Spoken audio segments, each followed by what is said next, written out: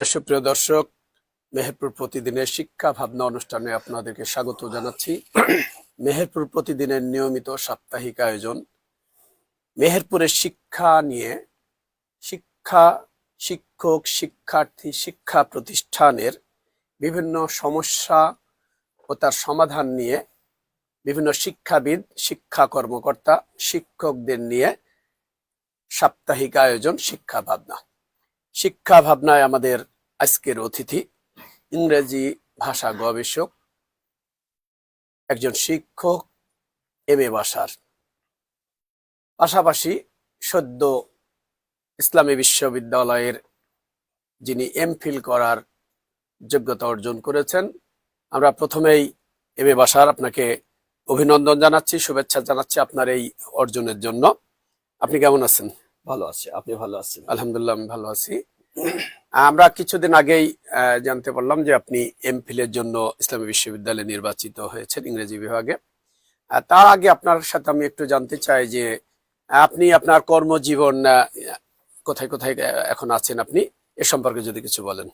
আমি এই মুহূর্তে কর্মজীবনে আছি পার্ট টাইম হিসাবে টাইমস ইউনিভার্সিটি বাংলাদেশ ফরিদপুর ও ARB degree college Amjhupi Meherpur, এই দুটো প্রতিষ্ঠানে আমি খণ্ডকালীন ইংরেজি শিক্ষক হিসাবে নিয়োজিত আছি। ইসলামী বিশ্ববিদ্যালয় কুষ্টিয়াতে আপনি MPhil বা PhD রিসার্চ ফেলো হিসেবে আপনি নির্বাচিত হয়েছেন এবং আমরা কয়েকদিন আগে আপনার জানতে পারলাম যে আপনি রেজিস্ট্রেশনও ইতিমধ্যে পেয়ে গেছেন। আপনার কাছে আমার জানার আগ্রহ, একজন MPhil বা PhD গবেষক হওয়ার জন্য আসলে কোন কোন ধাপ অতিক্রম করতে হয়? ধন্যবাদ আপনাকে, সে সাথে ধন্যবাদ মেহেরপুর প্রতিদিনকে এত সুন্দর একটা আয়োজন করার জন্য। তো প্রথমত ইসলামী বিশ্ববিদ্যালয়ে MPhil বা PhD করতে হলে একজন গবেষক যিনি গবেষণা করবেন তাকে বিজ্ঞপ্তি দেখতে হয়। বিজ্ঞপ্তি অনুসারে তার যোগ্যতা যদি ম্যাচ করে তখন রিসার্চ প্রপোজাল নিয়ে অ্যাপ্লিকেশন সহ ইংরেজি ডিপার্টমেন্টে সাবমিট করতে হয়। ইংরেজি ডিপার্টমেন্টের সুপারিশ ক্রমে সেটা রেজিস্ট্রার অফিসে যায়। তারপরে সেখান থেকে অ্যাডমিশন পরীক্ষা হয়। অ্যাডমিশন পরীক্ষার উত্তীর্ণ হলে তখন সেটা বোর্ড অফ হায়ার স্টাডিজ হয়, সেখানে অনুমোদন লাগে। তারপরে একাডেমিক কাউন্সিল লাগে। সর্বশেষ সিন্ডিকেটের মাধ্যমে অনুমোদন হলে তখন ভর্তি হওয়া যায়। এরপরে বেশ কয়েকটি ধাপ অতিক্রম করেই রেজিস্ট্রেশন পেতে হয়। ধন্যবাদ আপনাকে। আমরা জানি যে আপনি ইংরেজি ভাষার উপরে বেশ কিছু বই আপনি ইতিমধ্যেই লিখেছেন বিভিন্ন প্রকাশনী থেকে। আপনার কাছে আমার জানার আগ্রহ, আপনি কোন কোন পাবলিকেশনসে ইংরেজি বই লেখা বা এ জাতীয় বই সম্পাদনা করে থাকেন? আমি প্রথম থেকে যদি বলি, বাংলাদেশের বেশ কয়েকটি সুনামধন্য প্রকাশনীতে আমি কাজ করেছি এবং বর্তমানে করছি। প্রথমত জ্ঞানগৃহ প্রকাশনী নবদূত, সেখানে আমি কাজ করেছি। সেখান থেকে আমি ফার্স্ট অ্যাওয়ার্ড পেয়েছি। পরবর্তীতে আমি দিগদর্শন প্রকাশনীর একাদশ, দ্বাদশ এই ধরনের ইংরেজি বইয়ের একাডেমিক বইয়ের কাজ করেছি। বেশ কিছু বইয়ের কাজ করেছি হক পাবলিকেশন ও প্রাইম পাবলিকেশন।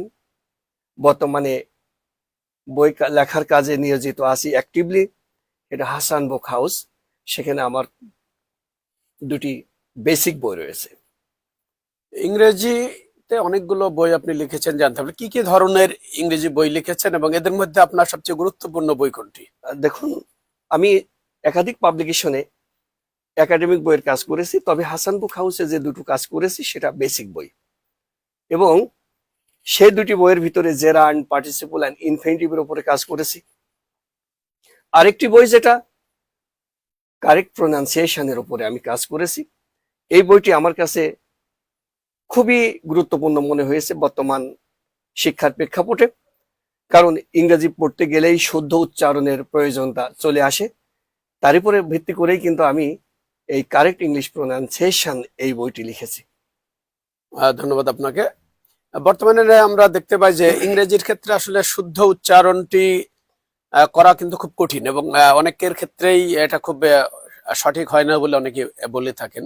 তা আপনার কাছে আমার প্রশ্ন যে বর্তমানে শুদ্ধ ইংরেজি শেখা কি খুবই প্রয়োজন, আর আপনার বইটি লেখার উদ্দেশ্য এবং কাদের উপযোগী এই বইটি?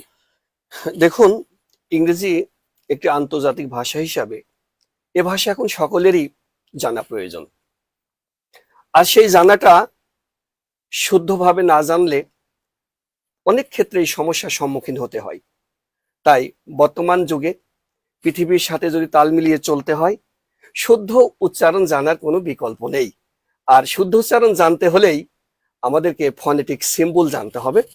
আর ফনেটিক সিম্বল ইংলিশে লেখা, অক্সফোর্ড ডিকশনারি ইংরেজিতে লেখা, সেই সিম্বলগুলো সকলের কাছে বোধগম্য হয় না। সে কারণেই সকলেই যাতে বোধগম্য, সকলের কাছে যেন বইটি বোধগম্য হয়, সিম্বলগুলো যারা সহজে বুঝতে পারে, সেজন্য আমি বাংলা মিডিয়ামে বাংলা প্রয়োগ করে করে আমি এই সিম্বলগুলো লিখেছি। এটা কাদের জন্য উপযোগী? একেবারে প্রাথমিক স্তর থেকে শুরু করে উচ্চতর পর্যন্ত সকল স্তরের শিক্ষার্থীদের জন্য উপযোগী, এবং সকলেই বিশুদ্ধ ইংরেজি উচ্চারণ শিখতে পারবে আমার এই লেখা থেকে। কিছুদিন আগে আমরা জানতে পেরেছিলাম যে আপনি শুদ্ধ উচ্চারণের উপর যে বইটি লিখেছেন, এই বইটি ইসলামী বিশ্ববিদ্যালয়ের শিক্ষকদের পক্ষ থেকে আপনাকে একটা সম্মান দেওয়া হয়েছিল বা সংবর্ধনা দেওয়া হয়েছিল। আসলে এরকম একটি সম্মান একটি বিশ্ববিদ্যালয় পর্যায় থেকে পাওয়া কিন্তু অত্যন্ত সম্মানের ব্যাপার। এই বিষয়ে আপনার বক্তব্য বা অনুভূতি? আসলে বাংলা ভাষাতে ফন্টিক সিম্বল ট্রান্সফার করে নিয়ে আসা খুবই কঠিন একটা ব্যাপার। আমি 3 বছর অধিক কাজ করে এটা বাংলায় ট্রান্সফার করে সেটা কিন্তু আমি সফল হয়েছি, এবং সকলেই সেই বই পড়াশোনা করে অধ্যয়ন করে যথেষ্ট উপকৃত হচ্ছে। এরই প্রেক্ষিতে আমার সম্মানিত শিক্ষকবৃন্দ, ইসলামী বিশ্ববিদ্যালয়ের প্রফেসর ডক্টর এইচ.এম. আখতারুল ইসলাম স্যার সহ অনেক সম্মানিত অধ্যাপক সেদিন উপস্থিত ছিলেন, এবং আশেপাশের বিভিন্ন কলেজ থেকেও অধ্যক্ষ মহোদয় সহ বিভিন্ন ইংরেজি শিক্ষক সেদিনকে ছিলেন। সেদিনকের অনুভূতি অত্যন্ত সুমধুর, সেটা আসলেই আমার কাছে ভোলার নয়। ধন্যবাদ। গত চলতি বছরের যে এসএসসি পরীক্ষা এবং এইচএসসি পরীক্ষা, আমরা দেখতে পেলাম যে বেশিরভাগ শিক্ষার্থী যারা অকৃতকার্য হয়েছে তারা ইংরেজি বিষয়ের সংখ্যাটা কিন্তু খুব বেশি। আসলে এটা কেন হচ্ছে, আপনার কি মনে হয়? দেখুন, আসলে ইংরেজি করোনার পর থেকে একটা প্রক্রিয়ার ভিতর দিয়ে যাচ্ছিল। গত বছর যে প্রশ্ন কাঠামো, প্রশ্ন কিন্তু খুব স্ট্যান্ডার্ড প্রশ্ন ছিল, কিন্তু সেই প্রশ্ন কাঠামোতে বিগত বোর্ড থেকে সেই প্রশ্নগুলো ছিল না। তাহলে একটা প্রক্রিয়া দিয়ে যাচ্ছিল, হঠাৎ করে দেখা গেল সেই প্রক্রিয়া থেকে প্রশ্ন ওইভাবে নেই, কিন্তু প্রশ্ন স্ট্যান্ডার্ড। ছাত্রছাত্রীরা মডেল মুখস্থর উপরে যথেষ্ট নির্ভরশীল, কিন্তু মডেল গতবার সেইভাবে কমন ছিল না। সেসব কারণেই কিন্তু ফল যথেষ্ট বিপর্যয় হয়েছে। ছেলেমেয়েরা ওইভাবে মডেল কমন পায়নি, তারা বেসিক থেকে লিখতে পারে নাই, সে কারণে ফল বিপর্যয়ের কারণ। আপনি একজন ইংরেজি শিক্ষক, একজন গবেষকও। আপনার কাছে আমার জানার আগ্রহ, এই যে ফল বিপর্যয় হলো বা ইংরেজি সাবজেক্টের ক্ষেত্রে বেশিরভাগ অকৃতকার্য হলো, এ থেকে উত্তরণের উপায়টা কি? স্টুডেন্ট আসলে কি করা উচিত, বা শিক্ষকদের আরো কিভাবে এই দায়িত্বটা পালন করা আসলে উচিত? এই ফল বিপর্যয় থেকে উত্তরণ হতে হলে, বা যদি এই সলিউশন আমরা পেতে চাই, তাহলে 3টা দিক আমাদেরকে একই সাথে কাজ করতে হবে: ছাত্র, শিক্ষক, অভিভাবক। শিক্ষার্থীদের অবশ্যই ক্লাসমুখী হতে হবে, নিয়মিত ক্লাস করতে হবে, সম্মানিত শিক্ষকগণের কথা শুনতে হবে। মোবাইল ফোনে তাদের মূল্যবান সময় যে ব্যয় হয়ে যাচ্ছে, এই মোবাইল ফোন ব্যবহার থেকে বিরত থাকতে হবে, অনেকটা কমাইতে হবে। একেবারে বিরত হবে না, তবে কমিয়ে আসতে হবে তাদের সেই ব্যবহার করাটা। তারপরে আমরা শিক্ষকদের কি করণীয়? শিক্ষকদের যথেষ্ট কিছু করার আছে। তেনারা অবশ্যই দেখবেন যে ছাত্রছাত্রী ক্লাসে আসছে কি আসছে না। তেনাদের হাতে কিন্তু অনেক কিছু করার আছে। যখন প্রশ্ন হয়, সেই প্রশ্নগুলো যদি একেবারে হুবহু মডেল তুলে না দিয়ে বেসিকের উপরে যতটুকু আমি নিয়ম পড়ালাম তার ওই জায়গা থেকে যদি আমি প্রশ্ন করি, তাহলে পরীক্ষাতে তারা কিন্তু তাদের যে মেধা সেটা কিন্তু প্রয়োগ করতে পারলো। কিন্তু অনেক ক্ষেত্রে হয় কি যে ইন্টারনাল পরীক্ষাতে মডেল কমন পেয়ে যায়, সেই ক্ষেত্রে তারা তাদের মেধাটা কিন্তু যাচাই করতে পারে না। অভিভাবকদের কি করণীয়? তার সন্তান বিদ্যালয়ে যায় কিনা, তার সন্তান কলেজে যায় কিনা, অবশ্যই সম্বন্ধিত অভিভাবকদের উচিত হবে মাসে একটা দিন হলেও শিক্ষকের কাছে যে খোঁজ খবর নেওয়া যে আমার সন্তান কলেজে যায় কিনা। অনেক ছাত্র বাড়ি থেকে আসে কিন্তু তারা বিদ্যালয়ে বা কলেজে পৌঁছায় না। তাহলে তারা কলেজে আসলো না, প্রশ্নপত্র মডেল দেখে কমন পেয়ে গেল, না বুঝে ইয়ার ফাইনাল টেস্টে পাশ করে যাচ্ছে, টার্ম পরীক্ষায় পাশ করে যাচ্ছে, কিন্তু ফাইনালে যাই অকৃতকার্য হচ্ছে। এখানে উত্তরণের একটাই উপায় হবে, ছাত্র ছাত্রী নিয়মিত ক্লাস করবে, অভিভাবকরা সেক্ষেত্রে সজাগ থাকবে, সম্মানিত শিক্ষকগণ যাতে ইয়ার ফাইনাল টেস্টে সরাসরি প্রশ্ন মডেল থেকে কমন না পায় সেদিকে সজাগ থাকবে, এবং তারা যেন মডেল না করে নিয়ম পড়ে বাংলা করে করে একটা বা ইংরেজি বাক্যের বাংলা করে যেন উত্তর দেয় সেদিকটা দৃষ্টিপাত রাখবে। এই সব মিল রাখবেন, এই সব মিলেই কিন্তু এই সমস্যার সমাধান করা যেতে পারে। ধন্যবাদ আপনাকে। আমরা আরেকটি বিষয় লক্ষ্য করি যে আপনারা যারা কলেজ লেভেলে পড়ান, ইন্টারমিডিয়েটে যারা ভর্তি হয়, অনেক সম্মানিত শিক্ষক বলেন যে তাদের আগের ঘাটতি থাকার কারণে এখানে তারা এটা কভার করতে পারে না। আবার যারা স্কুল পর্যায়ে আছেন, মাধ্যমিক পর্যায়ে, তারা বলেন যে প্রাথমিক পর্যায়ে তাদের অনেক ঘাটতি, সেজন্য মাধ্যমিক পর্যায়ে তারা কভার করতে পারেন না। আসলে এই বিষয়টা আপনি কিভাবে দেখেন? আচ্ছা দেখুন, তিনটা স্তরই কিন্তু গুরুত্বপূর্ণ। প্রাইমারি স্তর যেমন গুরুত্বপূর্ণ, মাধ্যমিক স্তর তেমন গুরুত্বপূর্ণ, ও উচ্চ মাধ্যমিক পর্যায়ে কিন্তু তেমন গুরুত্বপূর্ণ। প্রাইমারিতে যে ভালো সে মাধ্যমিকে ভালো, সে উচ্চ লেভেলে ভালো, ঠিক আছে, কিন্তু প্রাইমারির ঘাটতি তো আর হাই স্কুলে যাই পূরণ হবে না, ব্যাপারটা কিন্তু এমন নয়। কারণ হাই স্কুলে সেখানে 6 থেকে শুরু করে একেবারে 10 পর্যন্ত 5টা বছর শিক্ষকের অধীনে থাকেন। যদি হাই স্কুলে প্রাইমারিতে যদি কোনো শিক্ষার্থীর দুর্বলতা থেকেও থাকে তাহলে কিন্তু এই 5 বছরে সেটা কভার করা সম্ভব। আবার যে শিক্ষার্থী এসএসসি পাশ করে এসএসসিতে ভর্তি হয়েছে, 2 বছর লেখাপড়া করে সে 33 পাবে না। আসলে একটা ডিপার্টমেন্ট আর একটা ডিপার্টমেন্টের উপরে ঘাটতির দোষারোপ না করে আমরা যদি নিজের দায়িত্ব পালন করি তাহলে আমার মনে হয় সবকিছুই সমাধান করা সম্ভব। একজন হাই স্কুলে 5 বছর সময় পাই আমরা, কলেজে ফার্স্ট ইয়ার সেকেন্ড ইয়ার 2 বছর সময় পাই। তো এখানেও তো আমাদের অনেক কিছু করার আছে। তারা আমরা একে অপরের দায় না চাপিয়ে আমরা যদি নিজের কাজ যথাযথ দায়িত্ব পালন করি তাহলে এই সমস্যা সমাধান করা সম্ভব এবং ফল বিপর্যয়ের হাত থেকে ছাত্র এবং ছাত্রী রেহাই পাবে। আমরা অনেক সময় খেয়াল করি আপনি ইংরেজি বিষয়ে যে কোনো সময় কথা বলার ক্ষেত্রে আপনি খুব রেফারেন্স দিয়ে কথা বলেন বা রেফারেন্স ব্যবহার করেন। আসলে রেফারেন্স দিয়ে কথা বলা আসলে কি রকম, এটা কি খুব প্রয়োজন কিনা বা জরুরি কিনা? দেখুন, রেফারেন্স দিয়ে কথা বললে সবচেয়ে গ্রহণযোগ্যতা আসে। আমি এক্ষেত্রে একটু সময় নেব আপনার কাছে। রেফারেন্স কেন প্রয়োজন হয়? একজন শিক্ষক একটা প্রদীপের মতো, লাইটের মতো। ধরুন এই কক্ষে এই লাইটটা জ্বলছে বিধায় কিন্তু এই কক্ষটা আলোকিত আছে। হঠাৎ করে যদি আপনার লাইটটা বন্ধ হয়ে যায় তাহলে কক্ষটা কি হয়ে যাবে? অন্ধকার হয়ে যাবে। একজন শিক্ষক লেখাপড়া করবেন নিয়মিত, যিনি নিয়মিত লেখাপড়া করবেন তিনি কিন্তু অনেক কিছু জানবেন। আপনি চাকরি করছেন, বড় বেতন পাচ্ছেন, সেটা একটা বিষয়। আপনি চাকরির পাশাপাশি আপনার নিজের বিবেক থেকে জাতিকে কিছু দেওয়ার জন্য লেখাপড়া করছেন, এ একটা বিষয়। এখন প্রশ্ন হলো যে রেফারেন্স কেন আমি টেনে কথা বলি? রেফারেন্স টেনে কথা বললে কারো দ্বিধাদ্বন্দ্ব থাকে না। যেমন ধরুন ইংরেজি ব্যাকরণের মধ্যে, ইংরেজি ব্যাকরণবিদদের মধ্যেই কিন্তু অনেক ক্ষেত্রে মতভেদ থাকে। এই মতভেদগুলো শিক্ষার্থীদের বোঝানোর কারণেই আমার কিন্তু রেফারেন্স টানতে হয়। আমি কয়েকটি উদাহরণ আমি আপনাকে বলি। সম্মানিত শিক্ষকবৃন্দ, ইংরেজি শিক্ষকবৃন্দ যারা আমার কথা শুনছেন, আমি রেফারেন্স টানি এই কারণে, যেমন none but him can do the work, none but he can do the work। এখন প্রশ্ন হলো বাক্য কারেক্ট কোনটি? none but him can do the work নাকি none but he can do the work? বাক্য কিন্তু দুটোই কারেক্ট। none but he আমি যেখানে করলাম সাবজেক্ট, তার একটা ব্যাখ্যা আছে। none but him তারও কিন্তু ব্যাখ্যা আছে। এ কারণেই কিন্তু আমাকে হিম যদি এখন আপনাকে বুঝিয়ে দিতে হয় বা বুঝিয়ে দিতে হয়, তাহলে কোন কোন ব্যাকরণবিদ হিমের পক্ষে কথা বলেছেন আমাকে রেফারেন্স টেনে বলতে হয়। একজন বিখ্যাত ব্যাকরণবিদ আর.পি. সিনহা, উনি নান বাট, এই বাটকে প্রেপোজিশন ধরে উনি অবজেক্ট ফর্ম ব্যবহার করেছে। অন্যদিকে নান বাটকে ফ্রেজ, কোনো কোনো জায়গাতে ইডিয়মস উল্লেখ করে এটাকে সাবজেক্ট ফর্ম ব্যবহার করা হয়েছে।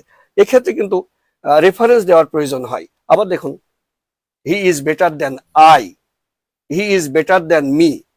এখন আমাদের দেশের গাইডগুলোতে কোনো কোনো গাইডে লেখা আছে যে দ্যানের পরে অবজেক্ট হবে, কোনো কোনো গাইডে লেখা আছে দ্যানের পরে সাবজেক্ট হবে। দেখা গেল যে ব্যাকরণবিদ্যা গাইড বই লেখকদের মধ্যে কিন্তু মতভেদ দেখা যায়। কিন্তু আমি যদি রেফারেন্স দিয়ে আপনাকে বোঝাই যে Oxford dictionary, Cambridge dictionary, Longman dictionary, এগুলো যদি আপনি পড়েন তাহলে দেখবেন যে দ্যানের পরিচয় আমাদের জানাটা জরুরি। যদি দ্যানকে আপনি কনজাংশন বিবেচনা করেন তাহলে অবশ্যই এর পরে কিন্তু সাবজেক্ট ফর্ম হবে। আবার দ্যানকে যদি প্রিপোজিশন বিবেচনা করেন তাহলে কিন্তু অবজেক্ট ফর্ম ব্যবহার হবে। তাহলে দ্যান যদি প্রিপোজিশন হয় অবজেক্ট হবে, এরপরে দ্যান যদি আপনি কনজাংশন হিসেবে ব্যবহার করেন সাবজেক্ট হবে। এই কথাগুলো কিন্তু আমাদের দেশের গাইডগুলোতে লেখা নেই, যে কারণে শিক্ষার্থীরা নানা সমস্যার সম্মুখীন হয়। তাদেরকে বোঝানোর জন্য বা আপনাদের মতো যারা কনসাস গার্ডিয়ান আছেন তাদেরকে বোঝানোর জন্য প্রশ্ন কিন্তু প্রায়ই করে যে এটা কেন হবে, তখন কিন্তু আমাকে রেফারেন্স টানতে হয়। ধন্যবাদ। আরেকটি বিষয়, আমরা যারা শিক্ষক আছি, আপনি সহ অনেকেই বলে থাকেন শিক্ষকরা বর্তমানে লেখাপড়া করেন না, কিন্তু একজন শিক্ষক সর্ব অবস্থায় তিনি যেহেতু শিক্ষা দান করবেন তাকে কিন্তু লেখাপড়া করতে হবে। আপনার কাছে আমার জানার ইচ্ছা যে আসলে শিক্ষকদের লেখাপড়া করার প্রয়োজন কতটুকু, এবং শিক্ষার্থীরা আসলে এখানে সময় বেঁধে কি লেখাপড়া করবে যে এত ঘন্টা, নাকি তার যতটুকু প্রয়োজন ততটুকু পড়বে, এই বিষয়টা নিয়ে যদি বলেন। শিক্ষক, আপনার প্রশ্ন হলে শিক্ষকরা লেখাপড়া কত ঘন্টা করবে? তো না, শিক্ষকদের ঘন্টা না, মানে তাদের লেখাপড়া করার প্রয়োজন আছে কিনা। দেখুন, শিক্ষককে আগে পড়তে হবে। আমি প্রথমেই আপনাকে বলেছি একটা লাইটের কাজ হলো একটা জায়গাকে আলোকিত করা। যতক্ষণ লাইট জ্বলতে থাকবে ততক্ষণ কিন্তু সেই জায়গাটা আলোকিত থাকবে, অন্ধকার কিন্তু থাকবে না। একজন শিক্ষকও কিন্তু প্রদীপের মতো। একজন শিক্ষক তার জ্ঞানের আলো জ্বালিয়ে হাজার প্রদীপ সৃষ্টি করে। তো শিক্ষক, প্রশ্ন হতে পারে যে তিনি তো শিক্ষক হয়ে গেছেন, তিনি তো খুব বড় পোস্ট হোল্ড করছেন, তাহলে লেখাপড়া লাগবে কেন?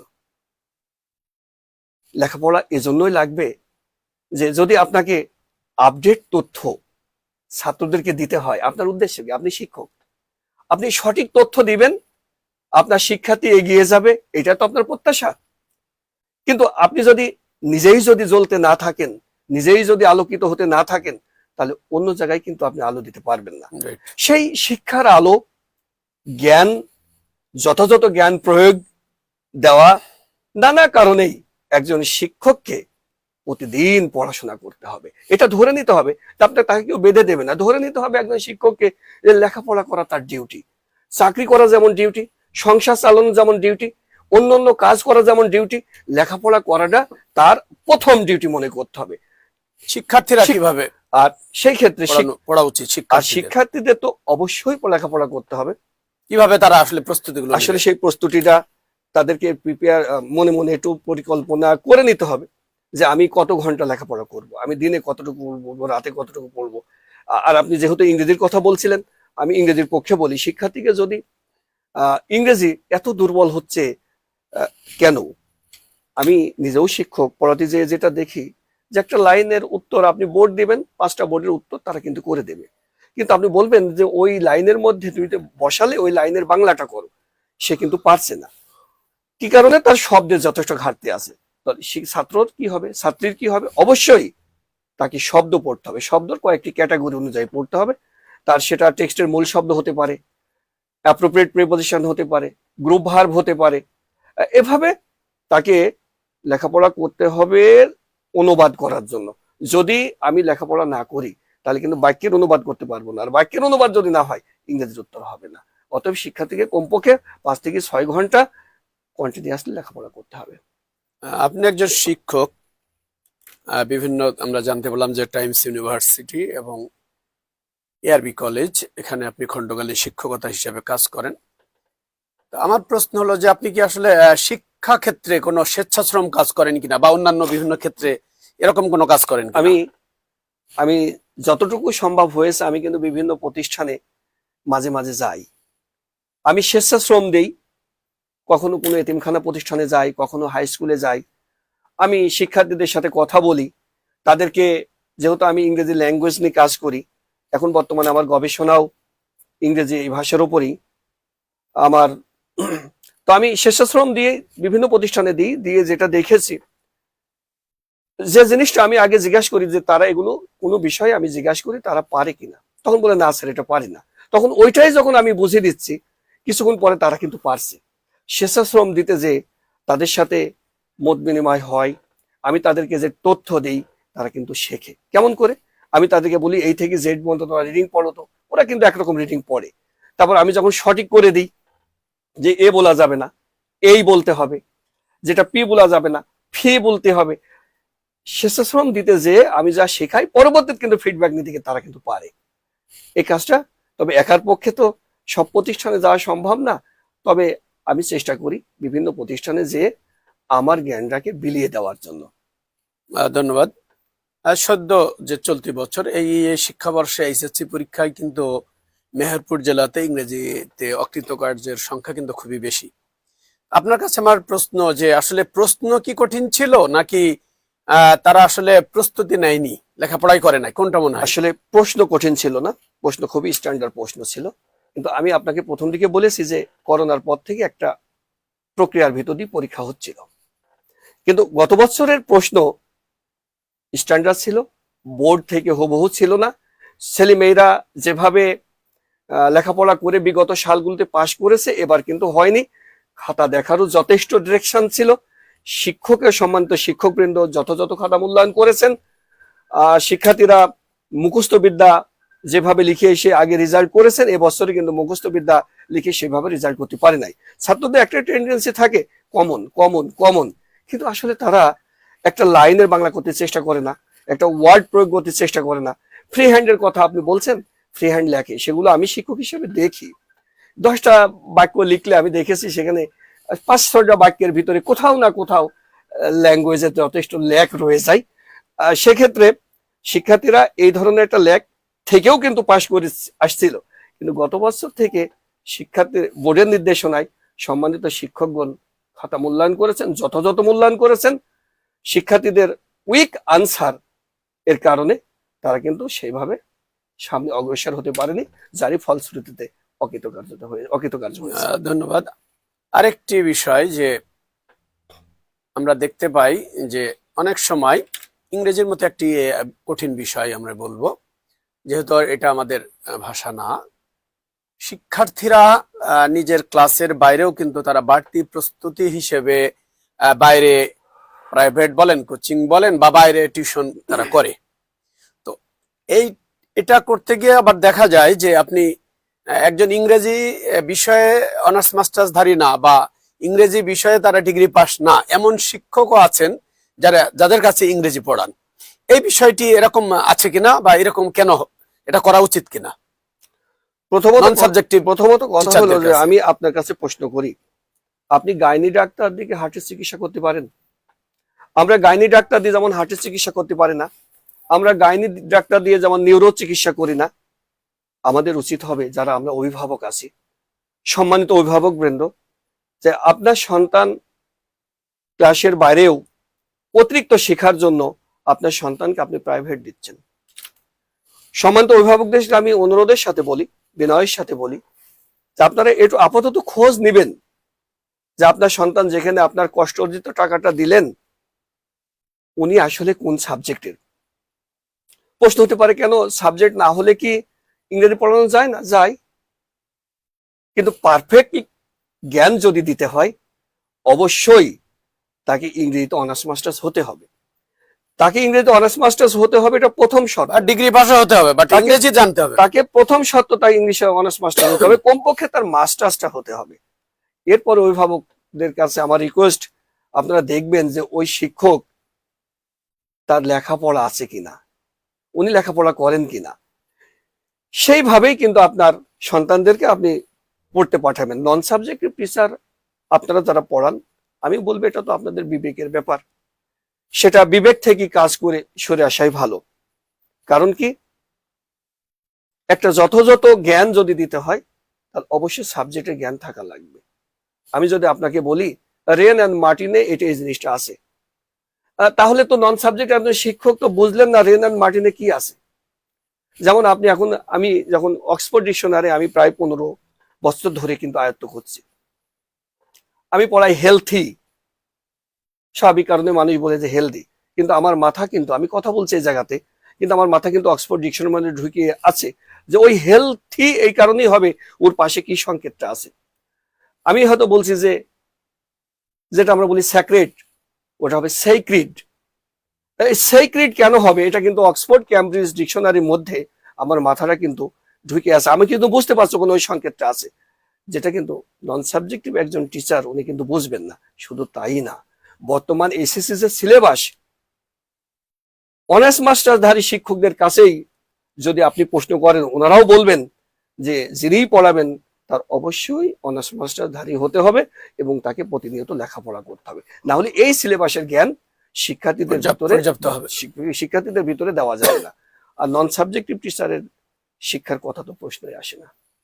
আরেকটি বিষয় আমরা, যে আপনি যেহেতু নিজেও একজন ইংরেজি শিক্ষক, এইচএসসি পরীক্ষায় ইংরেজিতে যদি ভালো করতে হয়, এখন ইংরেজি শিক্ষক যারা পড়ান তাদের কোনো দুর্বলতা আছে কিনা, বা তারা এই ভূমিকাটা আরো বাড়তি, যে ভূমিকা যেহেতু অকৃতকার্যের হার বেশি হচ্ছে, একজন শিক্ষক হিসাবে বাড়তি কোনো ভূমিকা আপনারা যারা ইংরেজি শিক্ষক আছেন তারা রাখবেন কিনা শিক্ষার্থীদের প্রতি? আসলে আমি যেটা দেখেছি, আমার জ্ঞান যতদূর যায়, ইংরেজি শিক্ষকদের দুর্বলতা নেই। আপনার সন্তান ক্লাসের বাইরে পড়লে তো ইংরেজি শিক্ষকের কাছেই পড়বে, এটাই স্বাভাবিক। আমি গাংনী থেকে মেহেরপুরে আসতাম, কমরউদ্দিন খান স্যারের নাম শুনেছেন, স্যারকে শ্রদ্ধাভরে স্মরণ করে আজকের এই প্রোগ্রামে স্যার কাছে আসতাম। তাহলে আমি অত দূর থেকে কেন আসতাম, ক্লাসের বাইরেও কিন্তু এক্সট্রা জ্ঞান অর্জন করার জন্য আসতাম। স্যারের যে পাণ্ডিত্য, জানার যে গভীরতা, সেটা একজন ভালো ছাত্রই সেটা উপলব্ধি করতে পারে। তাহলে শিক্ষকের কিন্তু অনেক কিছু করার আছে। আমাকে স্যার অনেক জ্ঞান দিয়ে গিয়েছেন, আজকে স্যার বেঁচে থাকলে হয়তো অনেক খুশি হতো। আমার এই যে অনেকগুলো লেখা বই আমি ফনেটিক্স এর উপরে বাংলা ট্রান্সফার করে গাণিতিক ফর্মুলা প্রয়োগ করে লিখেছি, স্যার থাকলে খুশি হতেন। এখন ইংরেজি শিক্ষকদের অনেক কিছু করার আছে। আমি দেখেছি শিক্ষক সবাই যোগ্য, সবাই পরিশ্রম করে, কিন্তু আমি একটা জিনিস আমার জায়গা থেকে আমি লক্ষ্য করেছি, সম্মানিত শিক্ষকবৃন্দ আমার সাথে একমত হবেন কিনা, টি.এস. এলিয়টের দি ওয়েস্ট ল্যান্ড এই কবিতার মধ্যে আমরা যেটা দেখেছি, বর্তমানে যেন আমি অনেক ক্ষেত্রে এই নৈতিক অবক্ষয় লক্ষ্য করছি। কেমন? শিক্ষকের কাছে যখন একজন শিক্ষার্থী পড়ে ইন্টারনাল পরীক্ষায়, খুব দ্রুত তারা উত্তর করে ফেলছে পরীক্ষার হলে। যারা পড়ে না তারা কিন্তু ওই ছাত্রদের মতো উত্তর করতে পারছে না। আমাদের উচিত হবে, আমরা যারা শিক্ষক, এই কাজগুলো থেকে যদি আমরা বিরত থাকি, যে আমি প্রাইভেট পড়াই ঠিক আছে, কিন্তু প্রশ্ন হুবহু আমি তুলে দেব না। যদি প্রশ্ন হুবহু তুলে না দিই, লাভ হবে 3 জায়গায় লাভ হবে। প্রতিষ্ঠানের ভালো রেজাল্ট হবে, ছাত্র জ্ঞান অর্জন করতে পারবে, অভিভাবকবৃন্দ যথেষ্ট উপকৃত হবে। একজন শিক্ষক তার দায় এড়ানোর জন্য যে কাজটি করতে পারেন, আমার কাছে মনে হয় যে প্রাইভেট নিজ প্রতিষ্ঠানের ছাত্র না পড়িয়ে আমি যদি অন্য প্রতিষ্ঠানের ছাত্র পড়াই, তাহলে আপাতত শিক্ষকদের কাছে পড়ে ফেল করেছে এই দায়টা আপাতত এড়ানো যায়। শিক্ষক পড়াবেন, তাহলে মডেল তুলে দেবেন না, এই কাজটি করবেন না। অথবা শিক্ষক যদি মনে করেন যে আমি আমার নিজ প্রতিষ্ঠানের ছাত্র পড়াবো না, আমি অন্য প্রতিষ্ঠানের ছাত্র পড়াবো, তাহলে কিন্তু শিক্ষকরা যথেষ্ট দায়াতে পারেন। আর একজন শিক্ষক সার্বিক দিক থেকে একজন শিক্ষার্থীকে সামনে এগিয়ে দিতে পথপ্রদর্শক, এতে কোনো সন্দেহ নাই। ইংরেজি বিষয় নিয়ে যেহেতু আলোচনা হচ্ছে, ইংরেজি শিক্ষক যারা আছেন তাদের সাথে শিক্ষা বোর্ড যারা আছেন শিক্ষা কর্মকর্তা যারা আছেন, এই যে একটা সম্মিলিত যোগাযোগ, ট্রেনিং বলেন, এই যে আমার ইংরেজি বিষয়ে শিক্ষার্থীরা যাতে অকৃতকার্য না হয়, এটা সম্মিলিত প্রয়াস, সেরকম পদক্ষেপ বোর্ড থেকে বা শিক্ষা সংশ্লিষ্ট দপ্তরগুলো থেকে ইংরেজি শিক্ষকদের সাথে বাড়তি যোগাযোগ এরকম কিছু হয় কিনা? সেটা করতে পারলে তো খুবই ভালো হয়।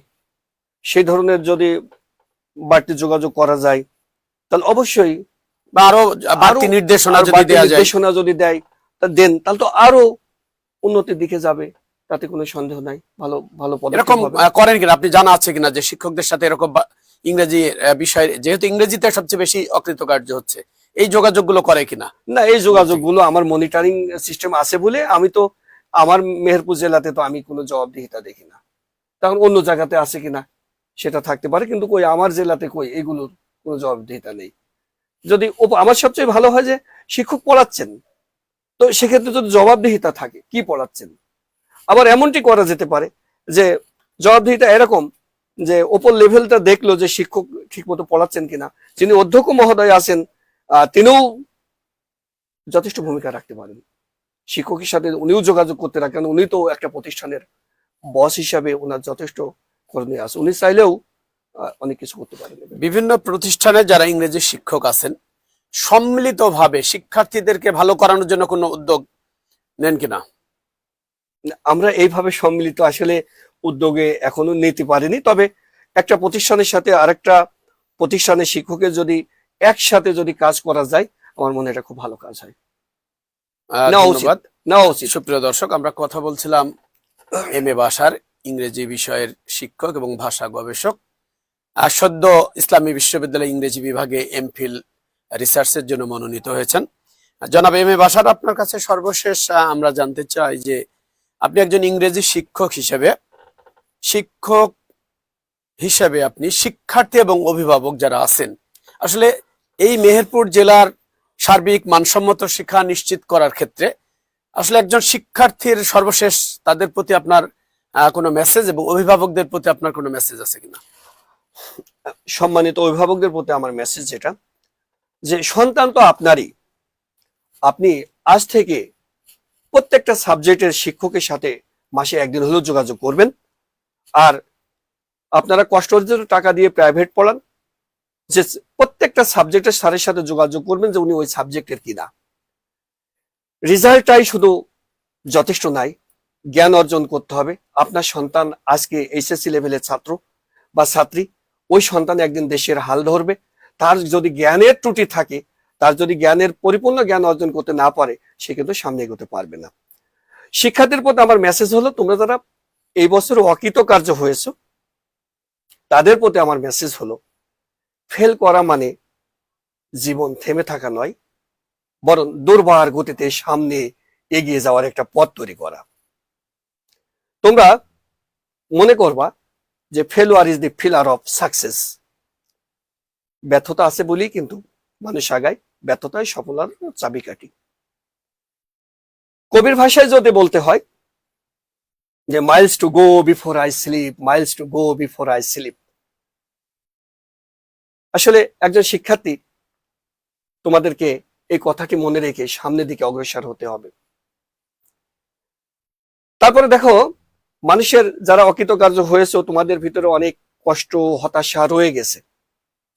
আমি সেই ইংরেজ কবি পিবি শেলির কথা বলতে চাই, if winter comes can spring be far behind. কবি বলছেন, শীত যদি এসেই যায় বসন্তকে আর দূরে। তোমরা এভাবে আশাবাদী হবে। সামনে সমস্ত পথ, কষ্টের কিছু পথ সামনে থাকবে, কারণ মানুষের জীবনে আপস অ্যান্ড ডাউনস আছে, উত্থান পতন আছে। তোমরা সমস্ত বাধা বিপত্তি অতিক্রম করে সামনের দিকে অগ্রসর হবে, এই প্রত্যাশা আমি ব্যক্ত করি। ধন্যবাদ MA ভাষার। আপনার সাথে আমাদের এমনি শেষ আরেকটি কথা আমি জানতে চাই যে আপনি আসলে গবেষণাটা কোন বিষয়ের উপর আপনি PhD যে গবেষণা করবেন, এটা একটু যদি আমাদের দর্শকদের বলেন। আমার গবেষণার টাইটেলটা হলো mispronunciation in the English language at higher secondary level in Khulna division of Bangladesh, causes and solution। অর্থাৎ খুলনা বিভাগের উচ্চ মাধ্যমিক পর্যায়ে ইংরেজি ভাষায় কি ধরনের ভুল উচ্চারণ হয় এবং তার কারণ কি এবং সমাধান কি। আমার গবেষণার ফিল্ড হলো খুলনা ডিভিশন। এখানে 10টা জেলা আছে। শুদ্ধ উচ্চারণ কেন একজন শিক্ষার্থী ভুল উচ্চারণ করে এবং এই ভুল উচ্চারণ থেকে কি করে শুদ্ধ উচ্চারণ শেখা যায়, কজেস এন্ড সলিউশন, ভুলের কারণগুলো কি এবং কিভাবে সমাধান করা যায়, এটাই আমার গবেষণা ইসলামী বিশ্ববিদ্যালয়ের ইংরেজি বিভাগের অধীনে। ধন্যবাদ আপনাকে। সুপ্রিয় দর্শক, আমরা কথা বলছিলাম মেহেরপুর প্রতিদিনের নিয়মিত সাপ্তাহিক আয়োজন শিক্ষা ভাবনা।